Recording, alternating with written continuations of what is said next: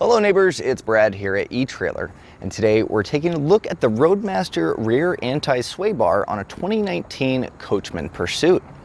So before having the rear sway bar installed, we're going to take this out on our test course and see what we're kind of looking at as far as not having a sway bar installed, and later we're going to come back and take a look with it installed to see the difference. Now we're going to go over a few bumps, which with a sway bar, you're really not going to notice too much of a difference. It might tighten the suspension up a little as it goes over maybe off-centered bumps, but as far as like your straight speed bumps, it shouldn't really cause an issue because as the rear sway bar moves up and down, it's not really affecting it too much. Now, I've installed sway bars before on vehicles, and generally you're going to notice the first turn you take it working and the steering changes dramatically. So let's, before, kind of get a feel for how it is, and later I'm excited to see what it's going to do. Some of the bigger differences that you're going to notice is when you're making kind of turns that the whole vehicle tends to tilt, and that's your sway. Now putting that bar on there really stabilizes it out, and it's going to make your turns more planted feeling. It's also going to have a quicker response in between turns. So we're going to kind of go through and do some evasive maneuvering in an open spot. Now, in a large vehicle like this, sway is very evident in the fact that it's a large vehicle with large mass moving back and forth. So for that suspension to counteract itself is it's hard to do. So that sway bar is really going to hold that in place and make sure that the suspension's not having to react as fast. It's going to just stiffen up and allow the suspension to do the cushioning rather than adjusting the vehicle side to side. Okay, heading back to our test course now that we have the rear sway bar installed. Very curious to see how it reacts. I've installed plenty of rear sway bars on vehicles that I've owned, never actually on an RV, so this is all new for me. But I will say on vehicles I put them on, generally the first turn you take, you'll notice an instant difference. And that's why the rear sway bar is such a good addition, because every time you turn, you're going to have a better ride, hands down. So let's see what it does. So over bumps, it's pretty straightforward. It really doesn't affect it too much because it's not really meant to. It's more for the actual sway itself. So let's go ahead and make this turn. And absolutely more planted. It is more responsive. There's no time delay to wait for the vehicle to settle back. And it just feels, dare I say, sportier. I don't know if that's maybe the word, but it's a little more eager to turn, and it feels planted. It doesn't feel like you're top heavy. It kind of reduces that down. So going back to some evasive maneuvering, it is absolutely better. You can feel it in the steering wheel immediately. It is definitely more poised, and so I'll be doing a 180 here, just making a quick turn, and that's where you're really going to notice it as well. Hitting those long, sweeping on-ramps is going to make a big difference. The car's not going to feel like it's tipping. And especially if you're going camping in maybe some mountainous areas with some twisty roads, this is definitely an upgrade that you will be thankful you have. Oh, it is much better. Much, much better. So now I'm going to back up and I'm going to kind of weave back and forth and see what it does there. So going side to side, I can definitely tell that when I want to counter steer the other way, the whole camper just feels ready to do it. Instead of having to lag for that weight to kind of catch up, it's ready to go, it's eager, it feels planted. So this is what our sway bar looks like installed. As you can see, it sits on the actual axle itself, and you have these nice bushings. With the brackets here, what it does is it allows the suspension to move up and down at the same pace, and it's not going to cause any issues there or really be noticeable. But when you go to turn and this wants to sway or pivot, this is actually going to give counter pressure to the other side. And what that's going to do is keep the vehicle nice in place and not allow it to go lateral side to side too much. It's going to stiffen that up, and as one side presses, that other side's going to kind of counteract that and really give you a nice solid and firm ride, but also really give you a little more confidence when driving around corners or even getting gusts of wind on the highway. To begin our install, we're going to use our leveling jacks in the rear and raise that up. Now you still want the tire to be on the ground, but using those jacks is going to gain you a lot more access to get to the hardware that we need to. So go ahead and be on a flat surface, and that way it's not going to move. You're also going to want to put your parking brake on and chock the front tires. Once you have that all set up, raise this up, and you're going to be able to see where you need access. With our jacks raised up, we're going to be able to access the bolts here on the frame rail. So we're going to be using these bottom two and loosening those up, using the existing hardware to mount our bracket onto there. Using a 21mm socket is going to allow us to get these bolts out. Now, it is nice because the nut on the back side does have a plate that's going to keep it in place. So that way you don't have to put a wrench on the other side. So you are able to just go ahead and loosen that bolt. Now, since this is underneath the vehicle, it does see a lot of wear and tear as far as road grime and weather. So putting a little bit of penetrating oil on both sides, on the bolt and the nut, is going to help you loosen these up. So we're going to go ahead and we're going to be loosening the two lower bolts. And as you can see, with our jacks raised up, that allows that leaf spring to drop out of the way, and we can get to them pretty easily. Now you do have to reach in there. You can also access it by using a creeper or laying on the ground and going up. Now an impact should take these off, but if it doesn't, you may need to take a breaker bar and loosen those up a bit.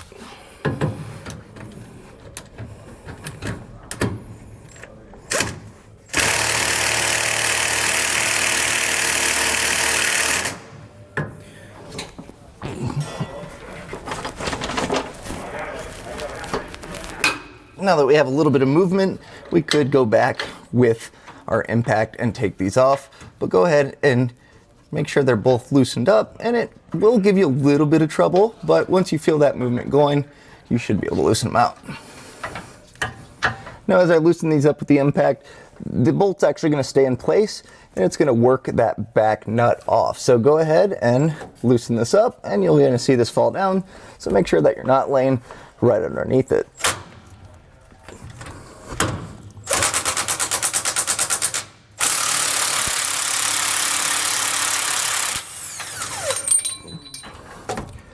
You can go ahead and remove the bolt now and do the other side.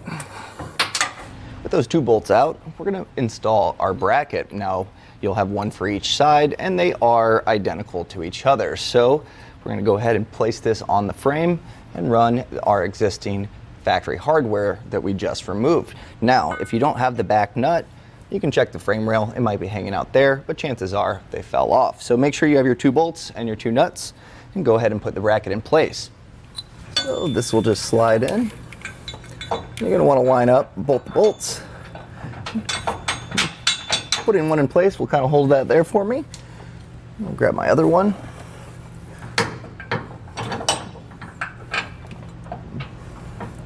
You're going to have to move it around a little bit, but it should slide through. With both those in place, go ahead and you can place your nut on the back end. Now you do have a flat side, so you're going to want that facing towards the inside of the frame. Go ahead and just kind of finger tight thread these on a little bit. And that little plate attached to the nut is going to make it pretty easy. It's going to find a spot to where this will tighten down. But just make sure it's threaded on a little bit. Go ahead and do that with the other one. Now once you have those in place, you can go back with your impact and tighten these down.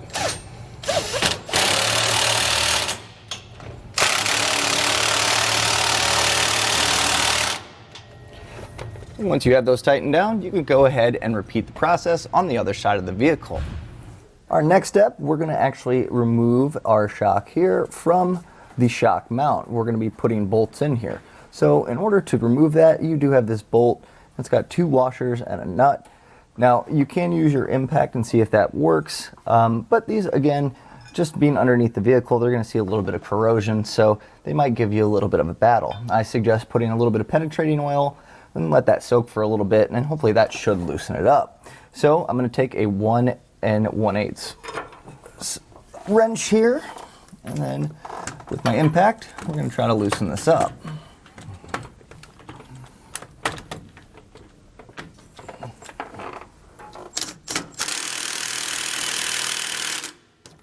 Now, if that's giving you trouble, I also think using a breaker bar will be a lot of help. Now, and with a long wrench like this, just make sure you have your box end on there. And as we loosen it, this will actually pinch against the ground. And just be careful with that, but you can use that as leverage. So,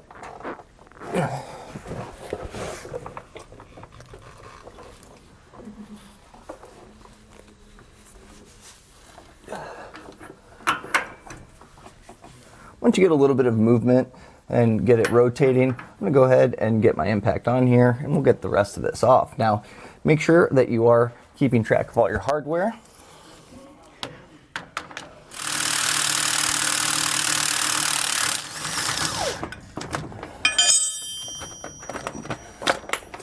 Once you have that loosened up, set your hardware aside. And now you're able to take this shock here and move it out. Now you have a little bit of movement, and if you can set it aside, that's ideal, but you do have a little bit of play. So we're going to be installing our hardware on the top and bottom. Now there's two different kinds. So we're on the opposite side here on our shock mount bracket on the axle. So the front of the vehicle is facing this way, and we're going to want our hardware doing the same. So in our kit, you're going to see this 3/8 bolt, and you're going to want to grab a flat washer. Now in the top hole, you're going to feed this through, and it almost seems like it might be a little tight, and that's okay. You're going to want to hand thread it in with your hands, and if you can't get that to hand thread through, you can throw a 9/16 socket on there and get that started. You might even be able to do it with your hands, so let's try that. So we have that one through. Now on the bottom, we have a button head bolt, and we're going to be using this cut washer. Now this cut washer, the bottom part that is flat is going to sit pretty well flush with this bottom, and what that's going to do is allow for movement of the shock once it's in and not going to bind up. It is quite a tight fit, and same thing, you may need to use something to tighten this down. So using an Allen wrench might get you to where you need to be, but you might be able to hand thread it as well.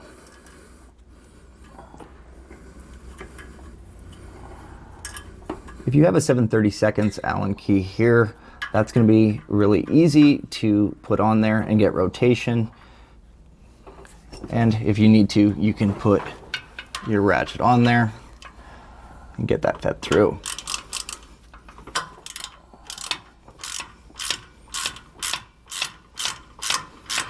Now that washer may move around as you're tightening it, and that's okay.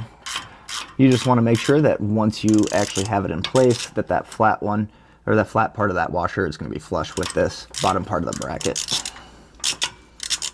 So I've moved our sway bar underneath the vehicle and aligned it to where it roughly will go.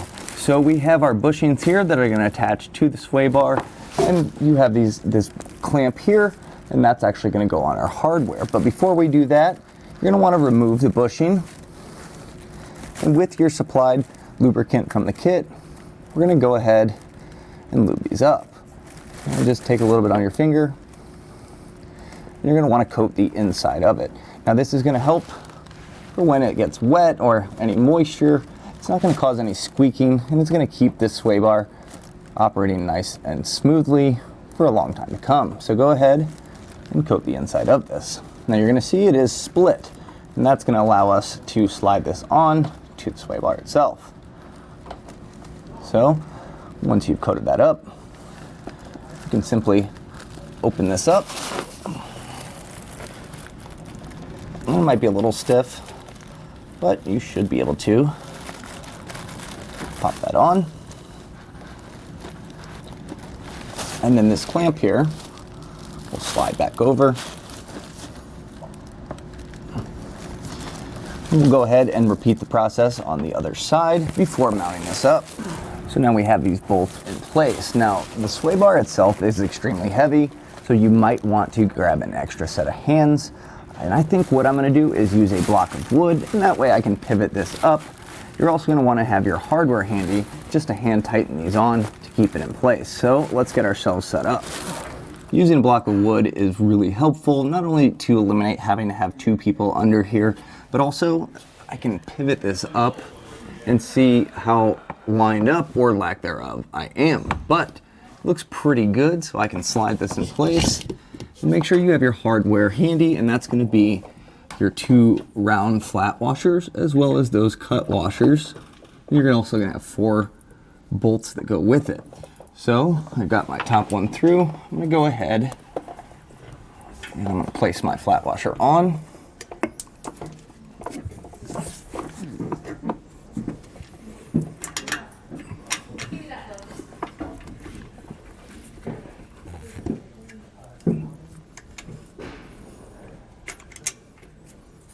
Go ahead and put that nut and just hand tighten that in.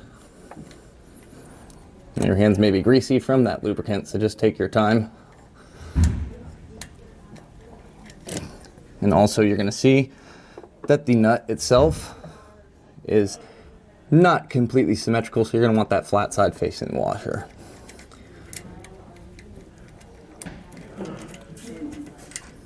Now with that side in place, I can go ahead and repeat the same process on the other side. We'll go ahead and put a cut washer on here too. Follow that up with our nut, then we can tighten everything down with this socket and wrench. With my wrench on the back side and my ratchet on the front, I can go ahead and tighten this down.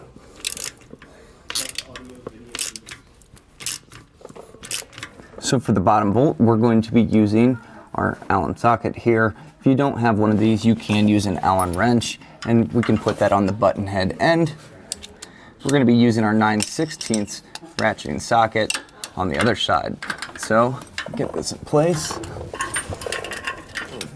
You may have to move the shock a little bit to get that to where it's seated properly. And go ahead and tighten this down.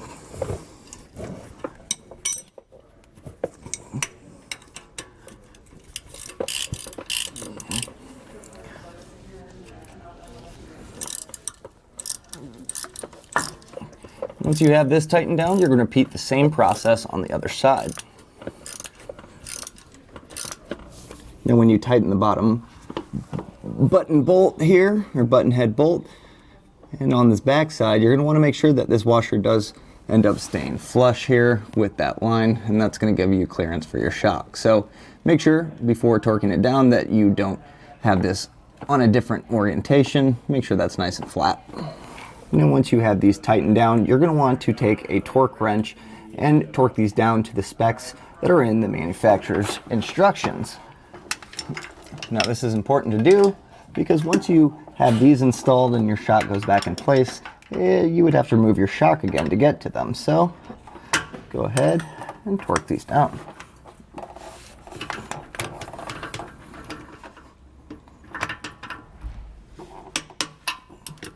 Now that we have all 4 of our new hardware installed, torqued down to the proper specs, we can go ahead and put our shock back in place. And using our existing hardware, go ahead and tighten this down.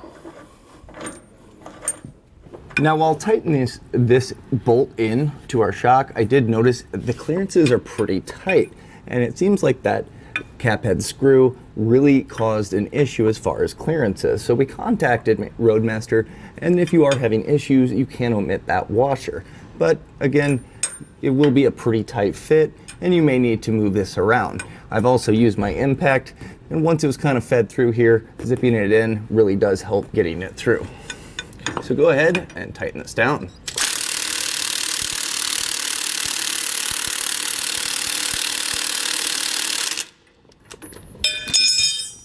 Now that we're tightened up on our shocks, we can go ahead, clear all of our tools out, and we're going to lower down our jacks and get the rest of it installed. So with our vehicle lowered down, obviously working under here is going to get a little bit tighter, but we're pretty close. So take your shackle here and you're going to simply mount this in place. Now you're going to take the bolt and feed it from the outside in, and that's going to make sure that you don't have any clearance issues with your leaf springs. And then you're going to take your lock nut and hand thread that on.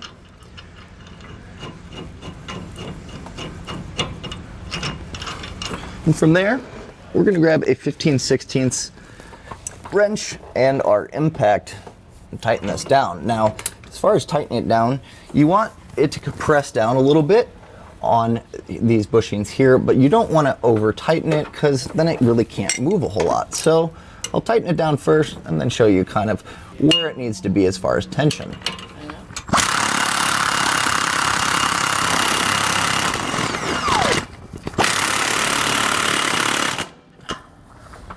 So with that tightened down, I can barely move this. So what I'm going to do is back it out just a little bit, a few bumps. And what we're looking for is a nice firm feel, but still able to move. So let's see where that puts us. Still a little too firm, so I'll continue on loosening.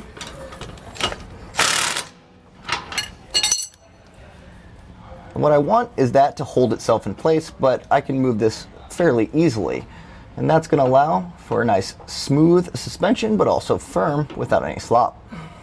So now we'll be putting the actual sway bar in place. Now, what you're looking for is this sway bar to be pretty level. Now, it is sitting in these bushings, so it can actually move side to side, and you may need to do that in order for this to align on both brackets once you have them installed. So, what I think the best option is sliding the sway bar up and then moving the bracket towards it. Now, you will have to play around a little bit with the sway bar and mitigate it to get it to slide on, but as you can see, you can get it to drop into place. So, looking at this one here, looks as if the top hole is going to be our best option for making it as level as possible. So, we'll go ahead, and just as before up top, we're going to feed it from the outside in.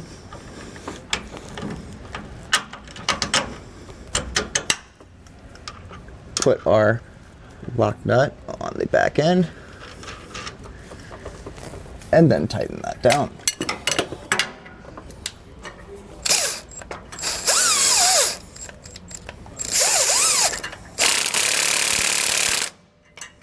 So when tightening this bolt down, you want this inner little yellow pads here to make contact and start to slightly compress, but you don't want to overdo it. So go ahead and tighten it down until you see that yellow start to press a little bit.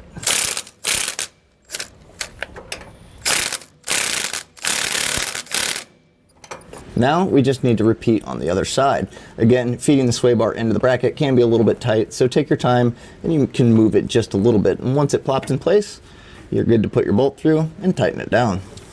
So now we have everything in place. The only thing left to do is go take this out and see the difference that it makes while driving.